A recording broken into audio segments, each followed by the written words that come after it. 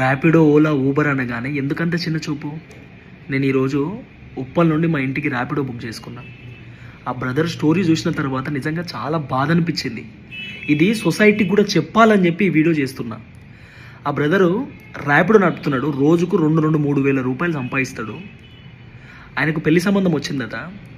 పెళ్లి సంబంధం వచ్చినప్పుడు వాళ్ళు అడుగుతారు కదా, అమ్మాయి వాళ్ళు, మీ అబ్బాయి ఏం చేస్తాడండి అని అడిగినప్పుడు, మా అబ్బాయి ర్యాపిడో నడుపుతున్నాడు ప్రజెంట్.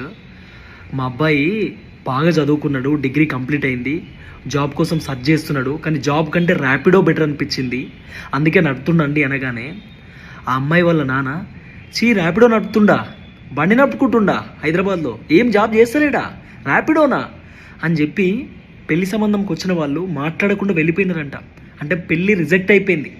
ఆ బ్రదర్ అంటున్నాడు, అన్న ర్యాపిడో, ఓలా, ఊబర్ నడిపే వాళ్ళంటే ఎందుకన్నా వీళ్ళకి ఇంత చిన్న చూపు? అందరికంటే ఎక్కువ శాలరీ మాకే వస్తుందన్న. నేను 60,000 సంపాదిస్తా అన్న, నేను 30,000-40,000 సంపాదిస్తా అన్న.